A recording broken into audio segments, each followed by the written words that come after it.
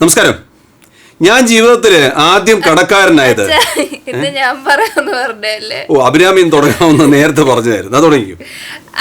എനിക്കും സത്യചേട്ടായിക്കും മറ്റു കുട്ടികളിൽ നിന്ന് വ്യത്യാസം തോന്നി എന്താന്ന് വെച്ചാൽ ഇപ്പൊ ഞങ്ങൾക്ക് ഫീസ് അടക്കണമെങ്കിൽ ബുക്ക് മേടിക്കണമെങ്കിൽ അല്ലെങ്കിൽ ഞങ്ങളുടെ എന്താവശ്യമാണേലും ഞങ്ങളുടെ ബാങ്കിൽ അതിനുള്ള പൈസ കാണും. അച്ഛനും അമ്മയ്ക്കും പൈസക്ക് ബുദ്ധിമുട്ട് വന്നപ്പോൾ തന്നെ ഞങ്ങൾക്ക് ആവശ്യമായിട്ടുള്ള പൈസ എല്ലാം ഉണ്ടായിരുന്നു.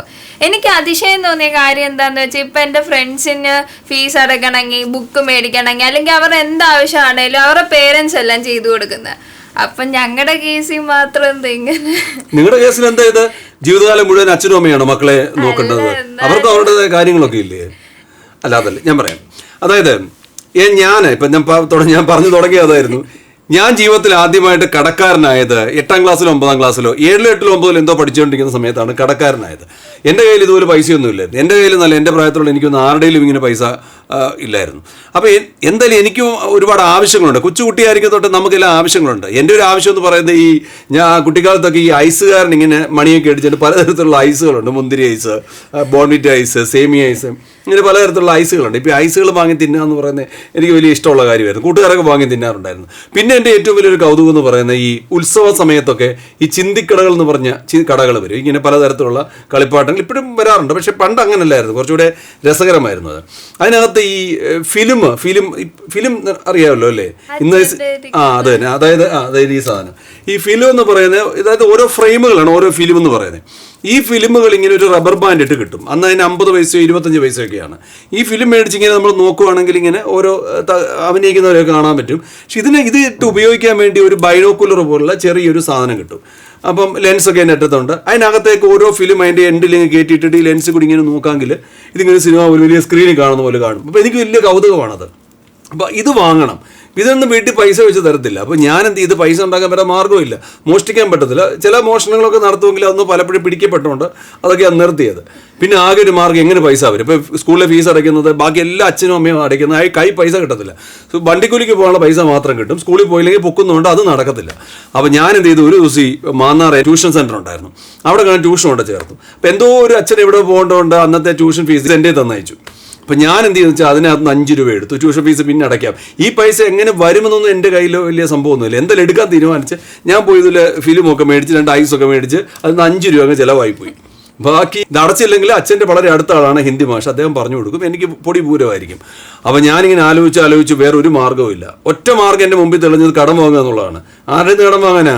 അങ്ങനെ ഇരിക്കുമ്പോൾ അച്ഛൻ്റെ പരിചയക്കാരനായ ഒരു വ്യക്തി ഉണ്ടായിരുന്നു. മാന്നാർ ഒരു കടയുണ്ട്, ഈ ചൂരിലും അതും ഇതൊക്കെ വിൽക്കുന്ന ഒരു കടയുണ്ട്, കൊട്ടയൊക്കെ വിൽക്കുന്ന കടയുണ്ട്. അവിടെ ചെന്ന് ഞാൻ എന്തോ കള്ളം പറഞ്ഞു, അത്യാവശ്യമാണ് ചേട്ടാ വീട്ടിൽ പറഞ്ഞ് ഇവിടുന്ന് മേടിച്ചോളാൻ എന്തോ പറഞ്ഞിട്ട് ഞാൻ അവിടെ ചെന്ന് 5 രൂപ മേടിച്ചുകൊണ്ട് അവിടെ കൊണ്ട് ഇതിനകത്ത് തികച്ച് ട്യൂഷൻ സാറിനെ കൊണ്ട് കൊടുത്തു. അത് തികഞ്ഞു. പിന്നെ ഈ മനുഷ്യൻ 5 രൂപ കൊടുക്കണമല്ലോ, അത് നടക്കത്തില്ല. അതുകൊണ്ട് പിന്നെ പോകുമ്പോഴെല്ലാം അയാളെ കാണാതെ പല രീതിയിൽ പോകുന്ന സമയത്ത് ഒരു ദിവസം അയാൾ പൊക്കി എന്നെ വഴക്ക് പറയും. ഒരു അച്ഛനോട് പറയുകയും ചെയ്തു. അച്ഛനോട് പറഞ്ഞ സ്ഥിതി അറിയാമല്ലോ, എൻ്റെ സ്ഥിതി അന്നുകൊണ്ട് വലിയ പ്രശ്നമായി, അടിപിടി ബഹളം. എന്തിനു നീ മേടിച്ചു, എന്താണ് ഇതിൻ്റെ ആവശ്യം എന്നൊന്നും ചോദിക്കത്തില്ല. കുട്ടികൾക്ക് എന്തിനാണ് പൈസ, ഉണ്ണാനും കിടക്കാനും കഴിക്കാനും ഒക്കെ ഞങ്ങൾ തരുന്നില്ലേ എന്നൊക്കെ പറഞ്ഞ് എന്നെ ഒരുപാട് വഴക്ക് പറയുന്നുണ്ട്. പക്ഷേ അന്ന് കുട്ടിയായിരുന്ന സമയത്ത് എനിക്ക് മനസ്സിലായി എനിക്കത് എൻ്റെ ആവശ്യമായിരുന്നു. ആ ആവശ്യം നിറവേറ്റാൻ അച്ഛനമ്മമാർ പേരൻസ് തയ്യാറാത്തപ്പോഴാണ് നമ്മൾ മറ്റേ രീതികളിലൂടെ പൈസ ഉണ്ടാക്കാൻ പോകുന്നത്. പറഞ്ഞു മനസ്സിലായോ? ഇത് എനിക്കൊരു വലിയ പാഠമായിരുന്നു. ആ ഒരു കടം മേടിച്ച പാഠം എൻ്റെ ജീവിതത്തിൽ ഒരുപാട് പ്രതിസന്ധി വരുമ്പോഴെല്ലാം ഞാൻ പലരിൽ നിന്നും കടം വാങ്ങിയിട്ട് അത് വലിയ പ്രശ്നമായിട്ടുണ്ട്. അധികം പിന്നെ ജീവിതത്തിൽ നിന്ന് മാറ്റിയെങ്കിലും ഇത് ഞാൻ അന്നേ മനസ്സിൽ കാണുന്നതാണ്. എനിക്ക് വരുന്ന, എൻ്റെ അടുത്തേക്ക് വരുന്ന എൻ്റെ കുട്ടികളായാലും മറ്റാരായാലും അവർ ഈ ഫിനാൻഷ്യലി സെൽഫ് സഫിഷ്യൻ്റ് ആവണം എപ്പോഴും. ഇപ്പം അഭിരാമിക്കും സത്യയ്ക്കും ഒക്കെ ഏകദേശം ഒരു വളരെ ചെറുപ്പത്തിൽ തന്നെ ബാങ്കിൽ അക്കൗണ്ട് തുടങ്ങിയിരുന്നു. ബാങ്കിൽ അക്കൗണ്ട് കിട്ടിയിട്ട് ഇവർക്ക് വേറെ വരുമാനം ഇല്ലെങ്കിലും നമുക്ക് കൈ കിട്ടുന്ന പൈസയുടെ ഒരു പങ്ക് ഇവരുടെ അക്കൗണ്ടിലേക്ക് ഇവരുടെ കൈ കൊണ്ട് തന്നെ ഇവരുടെ സാന്നിധ്യത്തിൽ ഡെപ്പോസിറ്റ് ചെയ്ത് നല്ലൊരു എമൗണ്ട് ഇവരുടെ രണ്ടുപേരുടെ അക്കൗണ്ടിൽ വന്നു. അതുകൊണ്ട് 10ാം ക്ലാസ് കഴിഞ്ഞ് ഇവർക്ക് പഠിക്കേണ്ട സാഹചര്യം വന്നപ്പോഴൊക്കെ അഭിരാമി പറഞ്ഞ പോലെ ഇവർ തന്നെ പൈസ എടുക്കുക. ഞാൻ തലയിടാൻ പോയിട്ടില്ല. ഇവരെന്നോട് ചോദിച്ചിട്ടുണ്ട് എന്തിനാണ് അച്ഛനല്ലേ അടയ്ക്കേണ്ടത്. ഞാൻ പറയില്ല, നിങ്ങളുടെ കാര്യം നിങ്ങളാണ്. അപ്പം സത്യയ്ക്ക് അഭിരാമിക്ക് എന്ത് പൈസയ്ക്ക് ആവശ്യം വന്നാലും ഇവർ തന്നെ കൊണ്ട് അടയ്ക്കുകയും വാങ്ങുകയും ചെയ്യും. നമ്മളോട് ചോദിക്കത്തില്ല അച്ഛാ ഇത് വാങ്ങാൻ പോകുന്നു മാത്രമല്ലാതെ, അല്ലെ അമ്മ ഇത് വാങ്ങാൻ പോകുന്നതല്ലാതെ ഒരിക്കൽ പോലും പൈസ വേണമെന്ന് നമ്മളോട് ചോദിച്ചില്ല. കാരണം ഇവരുടെ പൈസ ഉണ്ട്. അതിൻ്റെ ഏറ്റവും വലിയ ഗുണം കണ്ടത് ഇവർ ഈ പൈസ അനാവശ്യമായിട്ട് ചിലവാക്കാറില്ല. കാരണം അത് അവരുടെ പൈസയാണ്. ആ പൈസ എങ്ങനെ യൂട്ടിലൈസ് ചെയ്യണമെന്നും ആവശ്യങ്ങൾ എങ്ങനെ നിയന്ത്രിക്കണമെന്നും ഇവർ പഠിച്ചതുകൊണ്ട് പൈസ അനാവശ്യമായിട്ട് ചിലവാക്കും. ഇവരുടെ പൈസ എപ്പോഴും അതിനകത്ത് തന്നെ കാണുകയും പിന്നീട് വരുന്നതിനെ സൂക്ഷിച്ചിടുകയും ചിലവാക്കുന്നതിനെ കൃത്യമായിട്ട് ഓർമ്മ വയ്ക്കുകയൊക്കെ ചെയ്ത് എപ്പോഴും സമ്പാദ്യശീലം വളർത്തുകയും അമിത ചിലവ് ഇല്ലാതാക്കുകയും ജീവിതത്തിൽ പൈസ ഇമ്പോർട്ടൻസ് മനസ്സിലാക്കുകയൊക്കെ ചെയ്തുകൊണ്ട് സത്യ അഭിയൊക്കെ ആ ട്രാക്കിലാണ്. സത്യക്ക് ശമ്പളം കിട്ടിയപ്പോഴും അവൻ അതിൻ്റെതായ രീതിയിൽ പൈസ സേവ് ചെയ്യാനൊക്കെ പോവാണ്. ഇപ്പം എഞ്ചിനീയറിംഗിന് അഡ്മിഷൻ കിട്ടിയപ്പോൾ അവിടെ ആവശ്യത്തിനായിട്ട് അവൾ തന്നെയാണ് ഇപ്പം പൈസ അടയ്ക്കുന്നതും ഒക്കെ. അപ്പോൾ അഭിരാമി ഇപ്പോൾ പറഞ്ഞ മനസ്സിലായി, എപ്പോഴെങ്കിലും മറ്റിടത്ത് പൈസ മേടിക്കാനോ കയ്യിരിക്കുന്ന പൈസ ദൂരത്തടിക്കാനോ എന്ന് എനിക്ക് തോന്നിയിട്ടുണ്ടോ? അത് അതുകൊണ്ടാണ് ചെറുപ്പം മുതലേ പൈസ കണ്ട് ഇത് എൻ്റെ പൈസയാണ്, ഇത് ചിലവാക്കിയാൽ എനിക്ക് ചിലവാക്കേണ്ട പൈസ പഠിക്കേണ്ട പൈസയാന്നുള്ള ബോധം നിനക്ക് ജനിച്ചുകൊണ്ടാണ് ആ പൈസ ഇപ്പോഴും സത്യയുടെയിലും അഭിരാമിയുടെ സേഫ് ആയിട്ടിരിക്കുന്നത്. ഇത് മാതാപിതാക്കൾക്ക് മനസ്സിലാക്കണം. എല്ലാ കുട്ടികൾക്കും പൈസയുടെ ആവശ്യങ്ങളുണ്ട്. നമ്മൾ കരുതവർക്ക് പൈസയുടെ ആവശ്യമില്ലെന്ന്. നമുക്ക് വലിയ കാര്യങ്ങളുടെ ആവശ്യമാണെങ്കിൽ കുട്ടികൾക്ക് ചെറിയ ചെറിയ ആവശ്യങ്ങളാണ്. ആ ആവശ്യങ്ങൾ അവരുടെ ആവശ്യങ്ങളാണ്.